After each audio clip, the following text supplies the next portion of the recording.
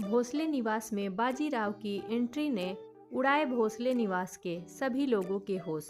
जी हाँ दोस्तों, हम बात कर रहे हैं स्टार प्लस के मोस्ट पॉपुलर शो गुम है किसी के प्यार के आगे आने वाले एपिसोड की, जहां राव साहब सभी को घर छोड़कर जाने से रोकते हैं और उसे ये कहते हुए नजर आते हैं कि तुम्हें क्या लगता है कि हम पागल हैं, तुम यहाँ से चली जाओगी और लोग हमें ये ताने मारे कि हमें अपनी बहू को रखना नहीं आता, हमने उसे घर से निकाल दिया। वहीं ईशान सभी को समझाकर अपने रूम में ऊपर लेकर चला जाता है।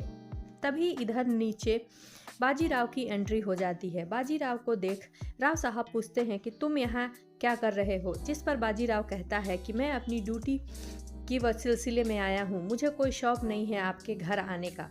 और वहीं बाजीराव की आवाज़ सुन ईशान और सभी भी नीचे आ जाते हैं, जिस पर बाजीराव कहता है कि मैं किसी केस के सिलसिले में आया हूँ और आपको यकीन ना हो तो सुबह आपके पास कमिश्नर साहब ने फ़ोन किया था, जिस पर राव साहब को याद आ जाता है कि हाँ मेरे पास फ़ोन आया था। वहीं बाजीराव कहते हुए नज़र आता है कि मुझे जल्द से जल्द सभी का बयान लेना है और इतने लोग जो उस किडनैपिंग में मौजूद हैं मैं उनको जल्द से जल्द सबके सामने करके ही रखूँगा। पहले तो मैंने इन दोनों को यहाँ ला कर रखा है। ये सुन निशिकांत के होश उड़ जाते हैं। वहीं इंस्पेक्टर बाहर खड़े उन दो गुंडों को बुलाता है जो सभी की किडनैपिंग में एम्बुलेंस लेकर वहां थे। वो दोनों आते हैं और निशिकांत को देखकर हैरान हो जाते हैं। वहीं निशिकांत को भी समझ में नहीं आता कि वो क्या करे, जिस पर ईशान कहता है कि तुम्हारी हिम्मत कैसे हुई हमारे घर में इस तरह से सबको लेकर आने की।